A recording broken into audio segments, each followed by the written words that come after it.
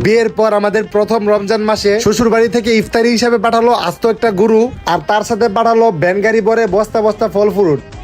Hello guys, আসসালামু আলাইকুম। তো কি অবস্থা সবার? বিয়ের পর প্রথমবার আমার বউ আমার বাড়িতে আসার পর আমার মেজু বোন আমার বড় বোন দুইজন মিলে আমার বউটাকে পাগল বানিয়ে ফেলছে। আসলে আমার শ্বশুর বাড়ি থেকে ইফতারি দিবে, যার কারণে একদিনের জন্য আমার বউ আমার বাড়িতে আসছে। আর আমার বোনটা তাকে পেয়ে গলায় গলায় এত ভাব দেখে মনে হবে যে এটা তাদের ভাইয়ের বউ না, এটা তাদের মায়ের পেটের বোন। যাই হোক, আমিও চাই এরকম ভাবে সবাই মিলে আমরা হাসি খুশি থাকি সবসময়। তো আমাদের বিয়ের পর এটা হচ্ছে আমাদের প্রথম রমজান, আর আমার শ্বশুর বাড়ি থেকে আমাদের জন্য ইফতারি নিয়ে আসছে। ইফতারি পিছনের ভ্যান গাড়ি দিয়ে আসছে, আর ইফতারির আগেই চলে আসছে আমার শালাশালির গ্রুপ, যাদের কাজই হচ্ছে সারাদিন তাদের দুলাভাইয়ের মাথা খাওয়া। যাই হোক, এটা হচ্ছে আমার বড় শালি, আর এই যে এটা হচ্ছে আমার মেজু শালি, আর এটা হচ্ছে আমার ফুফাতো শালি।